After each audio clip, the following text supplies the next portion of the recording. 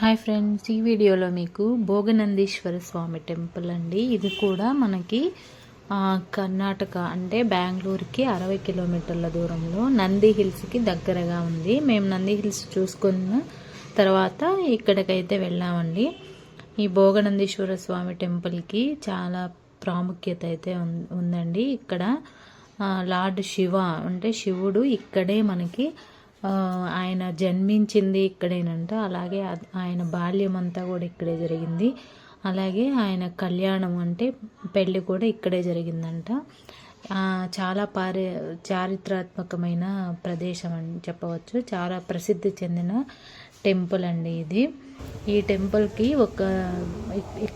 ఈ టెంపుల్కి స్టోరీ ప్రకారం అయితే మనం దివ్యమైన గంగానది నుండి నీటిని బయటకు తీయడానికి నంది తన కొమ్ముని భూమిలోకి దింపాడంట అని మనకి పురాణాల్లో అయితే ఉందండి. సో ఈ ఆలయం వచ్చేసి బెంగళూరుకి సమీపంలోని నంది కొండలకి దగ్గరగా, అంటే నంది హిల్స్ అని ఇప్పుడు ముందు వీడియోలో చెప్పానండి, ఆ నంది హిల్స్కి దగ్గరగా ఉంది. చూడండి, ఇక్కడ కోనేరు చూడండి, చాలా బాగుంది. అసలు మీరు ఇక్కడికి వస్తే ఒక్కసారి చూస్తే మనకు అర్థమవుతుందండి. చాలా పురాతనమైన టెంపుల్ ఇది. అందరూ చూడదగిన ప్రదేశం అన్నమాట. ఇది అంటే మనకి ఇక్కడ అప్పట్లో రాజులు నిర్మించిన టెంపుల్ అనమాట. ఇది మనకి చోళరాజులు అలాంటి టైంలో అనమాట ఈ టెంపుల్ అయితే నిర్మించారంట. ఇక్కడ ఈ కోనేరు రావడానికి కారణం వచ్చేసి నంది తన కొమ్ముతో భూమిని చీల్చి ఈ కోనేరునైతే తెచ్చాడంటండి. చూడండి, ఇక్కడైతే పెద్ద కొండల్లాగా ఉంటుంది.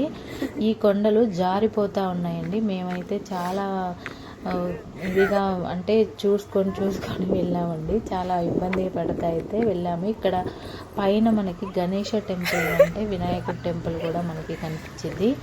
అట్లాగే ఇంకా వినాయకుడి టెంపుల్, నందీశ్వర స్వామి టెంపుల్, మెయిన్ మనం భోగనందీశ్వర స్వామి అన్నాం కదా, నందీశ్వర స్వామి టెంపుల్ కూడా కనిపించింది.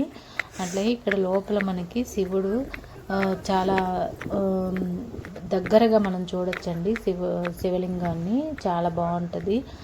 బయట వైపు అయితే పెద్ద నందీశ్వరుడు అయితే ఉంటాడు. సో ఇవన్నీ కూడా మనం చూడొచ్చు. ఈ భోగనందీశ్వర స్వామికి ఇది చాలా చారిత్రాత్మకమైన టెంపుల్ అండి. ఇక్కడ మనం శిల్పాలతో చెక్కబడిన ఈ మనకి ప్రాకారాలు అయితే కనిపిస్తాయి. అంటే ఇది మొత్తం కూడా శివుడికి అంకితం చేయబడిన పుణ్యక్షేత్రం అన్నమాట. ఇట్లా కొండల్లో నుంచి మనమైతే వెళ్ళాల్సి ఉంటుంది. చాలా బాగుంటుందండి ఈ టెంపుల్ కనుక మీరు చూస్తే. ఇక్కడ ఈ భోగనందీశ్వర స్వామి టెంపుల్ మనకి కర్ణాటకకి దగ్గరలో ఉందన్నమాట. అలాగే ద్రావిడుల కాలంలో అయితే ఈ టెంపుల్ అయితే మనకి నిర్మించారు. అలాగే ఇది నిర్మించిన తర్వాత అరుణాచలేశ్వర ఆలయం అయితే మనకి నిర్మించారంటండి అప్పట్లో. సో ఈ ఆలయానికి చాలా ప్రాముఖ్యత అయితే ఉంది. ఎక్కువగా శైవ మతానికి చెందిన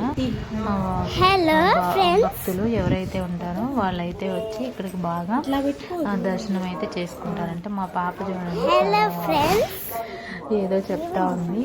అట్లాగే చోళ సామ్రాజ్యం కాలంలో అయితే ఈ టెంపుల్ మనకి నిర్మించారని చెప్తారు.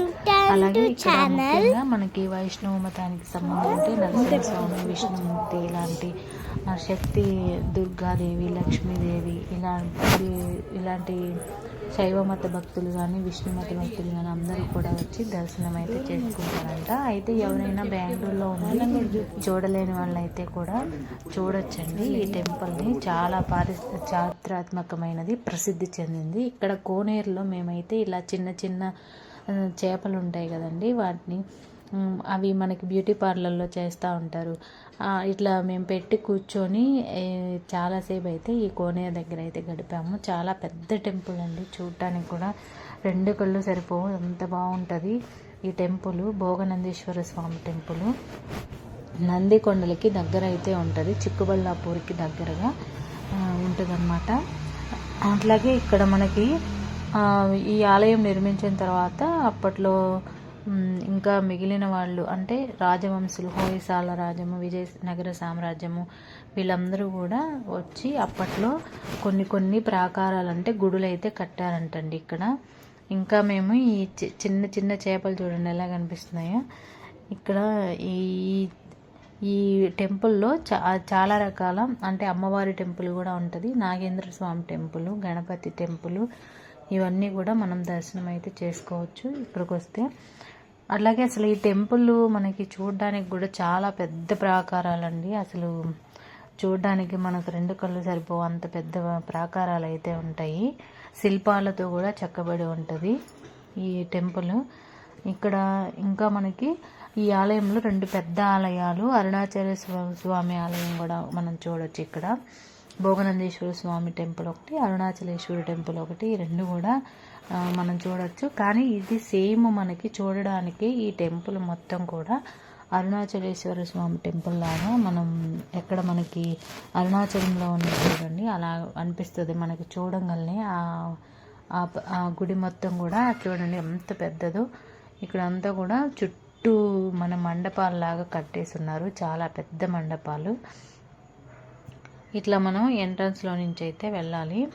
వెళ్ళిన తర్వాత మనకి అక్కడ టెంపుల్ అయితే కనిపించిద్ది అన్నమాట.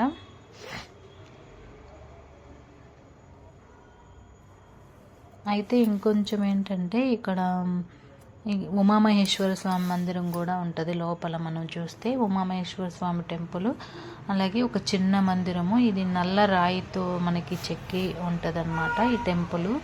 ఇక్కడ మనకి శివుడు మరియు పార్వతి, బ్రహ్మ, సరస్వతి, విష్ణువు, లక్ష్మి ఇట్లా అన్నీ మనకి ఆ విగ్రహాలన్నీ కూడా పెట్టేసి అయితే ఉంటారు. ముందు భాగంలో అలా అలంకార లతలు కూడా అంటే బర్డ్స్, పక్షులతో అట్లా చెక్కబడి ఉంటాయన్నమాట ఆ మండపాల పైన. తర్వాత ఈ యుగం తర్వాత మన హోయసాల రాజులు వచ్చేసి ఇంకొక దేవాలయం అనేది కట్టించారంట. సో ఇక్కడ అట్లా చాలా పురాతనమైన టెంపుల్ అండి. ఇక్కడ ఇది మనం దర్శించుకోదగిన ప్రదేశం అన్నమాట. ఉమామహేశ్వర స్వామి శివుడు పార్వతీదేవితో వివాహం ఇక్కడే చేసుకున్నట్లుగా అయితే మనకి పురాణాలలో ఉంది. కొత్తగా పెళ్ళైన వాళ్ళు ఎవరైతే ఉంటారో ఈ శివుడు పార్వతి అనుగ్రహం కోసం ఇక్కడికైతే వచ్చి దర్శనం అయితే చేసుకుంటారంట. సో ఈ బెంగళూరులో ఉండి ఎవరైనా పోలేని వాళ్ళు ఉంటే భోగనందీశ్వర స్వామి టెంపుల్ అని చెప్పి మనం గూగుల్లో సెర్చ్ చేస్తే మనకి ఈ టెంపుల్ అయితే మనకు కనిపించిద్దండి ఈ అడ్రస్. సో మనం గూగుల్ మ్యాప్ ద్వారా ఇక్కడికైతే చేరుకోవచ్చు. ఇక్కడికి దగ్గరలో నంది హిల్స్ కూడా ఉంది కాబట్టి అది చూసుకొని ఇక్కడ ఈ ప్రాంతాన్ని కూడా దర్శనం చేసుకొని మనం వెళ్ళొచ్చు. 2 ప్రాంతాలు ఒకేసారి కవర్ అయినట్టుగా అంటే ఉంటుంది. సో మనం భోగనందేశ్వర స్వామి టెంపుల్కి వెళ్ళి దర్శనం అయితే చేసుకోవచ్చండి. ఇక్కడ ప్రాకారాలు అసలు ఈ టెంపుల్ చూస్తే మనకి ఫస్ట్ స్టార్టింగ్ నుంచే చాలా బాగుంటుందండి. సో ఇది అందరూ కూడా చూడదగిన ప్రదేశం. నా వీడియోలు మీకు నచ్చితే please subscribe, share and like అండి. సో ఇట్లా నేను ఎక్కడికైనా వెళ్ళినప్పుడు మీకు అయితే నాకు వీడియోలు వెంబడే చేయడం కొంచెం లేట్ అయిపోతుందండి కొంచెం పనుల వల్ల. సో మీకు కొంచెం రోజుల తర్వాత అయినా సరే మీకు అప్డేట్ అయితే చేస్తాను. ఈ వీడియోస్ ద్వారా ఓవర్వ్యూ అయితే ఇస్తాను.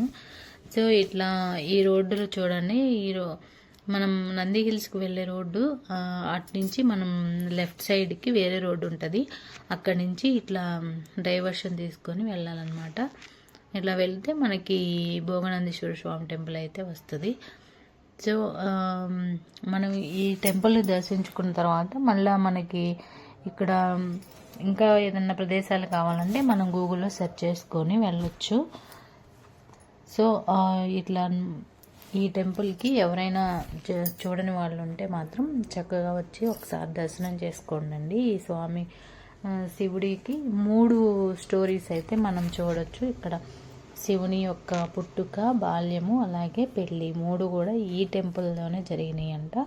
సో ఖచ్చితంగా ఎవరైనా చూడని వాళ్ళు ఉంటే వచ్చి దర్శనం చేసుకోండి ఫ్రెండ్స్. బెంగళూరులో ఉన్న వాళ్ళు అంటే దూర ప్రాంతాల్లో ఉన్న వాళ్ళు అయితే రాలేరులేండి. సో బెంగళూరులో ఉండి చూడలేని వాళ్ళు ఎవరైనా ఉంటే ఖచ్చితంగా వచ్చి మీరు దర్శనం అయితే చేసుకోండి. మీకు ఆ శివుని అనుగ్రహం అయితే కలుగుతుంది ఫ్రెండ్స్. సో ఈ వీడియో మీకు నచ్చితే లైక్ చేయండి, అలాగే షేర్ చేయండి, సబ్స్క్రైబ్ చేసుకోండి నా ఛానల్ని. ఇట్లా ఎక్కడికైనా టూర్కి వెళ్ళినప్పుడు నేను నా వీడియోలను అయితే పోస్ట్ చేస్తూ ఉంటాను. మీకు ఈ వీడియో నచ్చితే కనుక సబ్స్క్రైబ్ చేసి షేర్ చేసుకోండి. Bye friends.